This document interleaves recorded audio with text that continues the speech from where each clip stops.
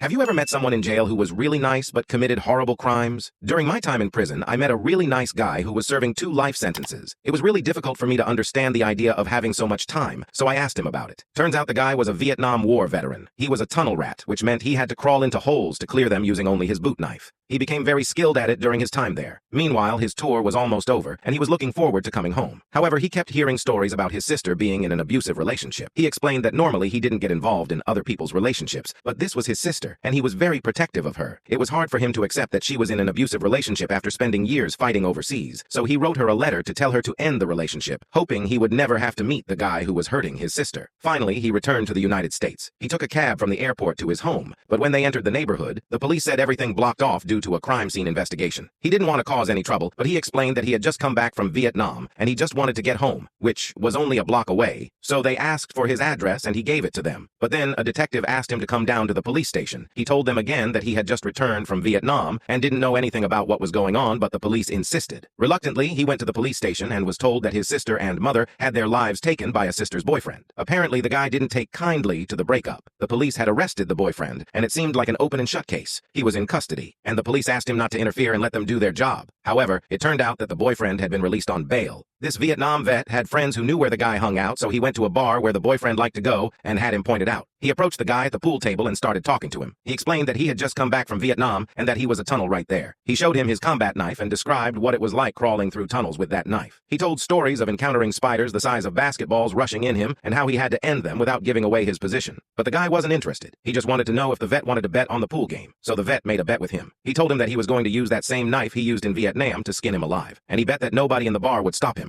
And that's exactly what he did. He kept cutting up the guy until the police arrived. When he went to court, the judge wasn't too happy about his vigilante justice and convicted him. But when he was asked if he wanted to say anything before sentencing, he asked for the name of the judge who had granted the man bail.